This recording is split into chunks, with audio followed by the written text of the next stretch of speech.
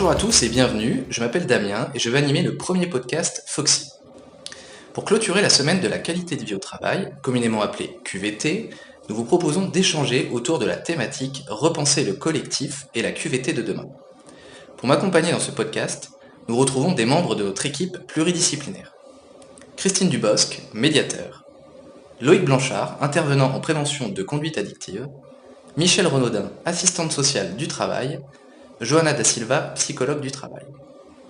Selon l'accord national interprofessionnel, la définition est la qualité de vie au travail désigne et regroupe les dispositions récurrentes abordant notamment les modalités de la mise en œuvre de l'organisation du travail permettant de concilier les modalités de l'amélioration des conditions de travail et de la vie pour les salariés et la performance collective de l'entreprise. Cette définition est forte et pertinente. Christine, qu'en penses-tu ? Merci Damien. Effectivement, cette définition est importante, et d'autant plus que l'ANI ajoute que les conditions dans lesquelles les salariés exercent leur travail déterminent la perception de la qualité de vie au travail qui en résulte. Nous parlons bien là de perception, de ressenti, de sentiment, tous étroitement liés à un ensemble de facteurs qui participent au bien-être du salarié dans son environnement de travail. Nous ne pouvons pas parler de faits précis pour déterminer si la QVT dans une entreprise est bonne ou pas. En médiation, si nous faisons ce parallèle, nous ne prenons pas en compte les faits, nous nous attachons aux relations interpersonnelles qui sont sujettes au ressenti de chacun. Parce qu'un ressenti, c'est le résultat de sa propre expérience, de son propre vécu, tant sur le plan personnel que professionnel. Et c'est pourquoi un échange entre deux personnes peut devenir un litige impactant l'organisation d'un service sur la seule base d'un ressenti, une perception non comprise. Merci Christine pour ton intervention. Michèle, peux-tu un petit peu compléter ce que vient de dire Christine sous ta casquette d'assistante sociale du travail ? Oui, alors en effet, la QVT, sa perception, sa définition est très personnelle et nous le voyons bien pendant cette crise sanitaire, les expériences, le vécu est très différent pour chacun. En tant qu'assistante sociale du travail, et je tiens à souligner du travail, on intervient dans le cadre de la QVT sur le plan individuel, mais aussi au niveau du collectif. Mais pas toujours de façon directe. On peut même parfois entendre de la part de collègues assistantes sociales qu'on travaille en sous-marin, c'est assez imagé. Pour donner un exemple par rapport aux salariés, par exemple après une absence pour maladie, nous l'accompagnons dans sa reprise, dans son retour au sein de l'entreprise. Ici, nous sommes un acteur important pour favoriser l'intégration des salariés au sein d'un collectif. Notre rôle, c'est de les amener vers ce retour au collectif en réintégrant en fait leur place. De même, au niveau donc encore du collectif, le service social peut être amené à mettre en place des actions collectives lorsque nous, ou l'entreprise, identifions une problématique ou une thématique, par exemple autour du handicap ou du sexisme. Enfin voilà, on part souvent de l'individuel pour arriver au collectif. Merci Michèle. Johanna, est-ce que tu veux rajouter quelque chose ?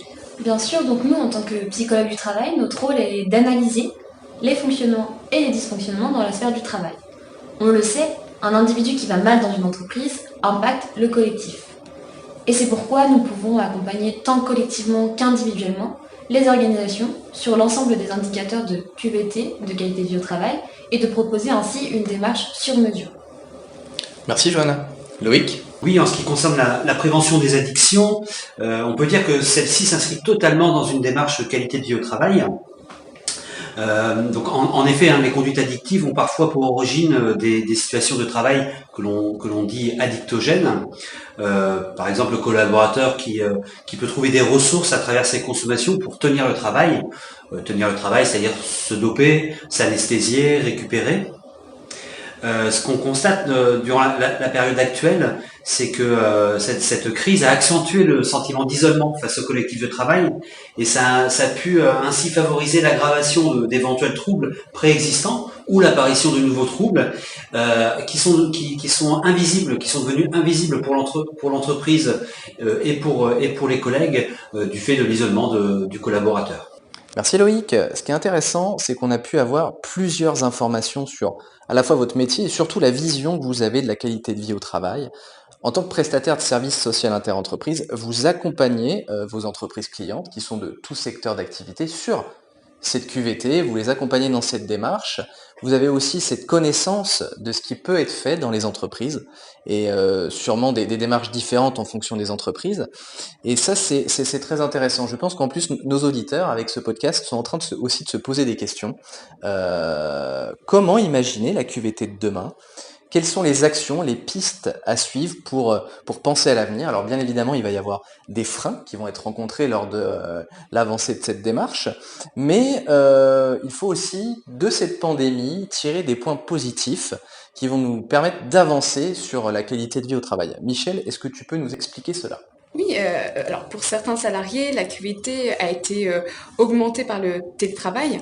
On a des salariés qui expriment avoir gagné en autonomie, ou pour ceux qui ont eu accès et qui sont loin de leur lieu de travail, donc géographiquement parlant, peuvent plus facilement favoriser l'équilibre vie professionnelle, vie personnelle, notamment sur la question de la parentalité par exemple. Ici, l'activité de demain semble parfois se dessiner donc autour des accords du télétravail, mais le retour physique dans les entreprises peut quand même présenter du coup aussi des difficultés. Par ailleurs, on voit qu'il y a une volonté des entreprises de retrouver une entité, et les salariés eux-mêmes expriment aussi ce besoin de retrouver un sens dans leur travail, une vie d'équipe.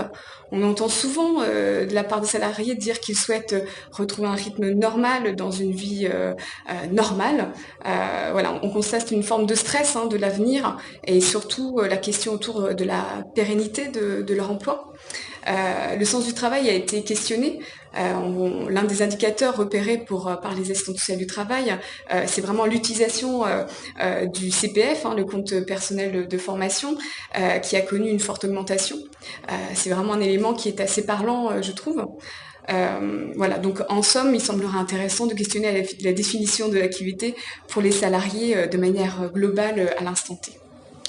Merci Michel. Christine, est-ce que tu veux compléter ce que vient de dire Michel? Oui, effectivement, le retour en entreprise va générer une attention particulière, tant en matière d'organisation du travail, mais également et probablement surtout en matière de relations interpersonnelles. Les conflits existants avant Covid qui vont reprendre et probablement s'amplifier, la crainte de se retrouver face à face avec des collègues quand il y a eu des tensions du fait du travail à distance. Et le point peut-être le plus important, c'est de reprendre un collectif de travail alors que celui-ci a été effectué au cours de cette période de manière particulièrement individuelle. Donc les enjeux de la reprise sont multiples. Bien sûr, il s'agit de relancer l'activité efficacement, en tout cas le plus efficacement possible, renforcer, maintenir la cohésion et prendre en compte les situations individuelles qui ont été particulièrement modifiées entre cette période avant Covid et cette période qui va suivre la reprise en présentiel. Merci Christine. Loïc, tu voulais compléter, je crois? Oui, pour rejoindre un petit peu ce que dit Christine, c'est vrai qu'on parle beaucoup de l'obligation de sécurité de résultat de l'employeur, mais je pense qu'il est important aussi de rappeler que dans un collectif, le Code du travail nous précise qu'il incombe à chaque travailleur de prendre soin en fonction de sa formation, selon ses possibilités, de sa santé, de sa sécurité, ainsi que des autres personnes concernées par ses actes ou ses omissions au travail. Je vous traduis, il est important pour chaque salarié de prendre soin de soi, mais aussi de prendre soin des autres. Et c'est ce qui fait collectif, c'est-à-dire ce sentiment de bienveillance au sein d'un collectif, pour moi, va être important à développer dans le cadre du retour sur site. D'accord. Merci Loïc. Johanna, tu voulais aussi rajouter quelque chose? Oui, tout à fait. Donc, comme cela a été souligné précédemment, la QVT repose sur une perception subjective. C'est pourquoi il est important que le manager prenne en considération le vécu de ses collaborateurs dans le contexte de travail actuel. Ces échanges permettront la construction ou la reconstruction du travailler ensemble de demain. Cette crise prouve donc l'importance du collectif dans notre organisation de travail et renforce le sentiment d'appartenance envers l'entreprise. Le collectif n'est pas dépassé, il est devenu prédominant et il devient alors un véritable levier de travail ou d'action pour les organisations, les managers ou l'entreprise. Merci Johanna.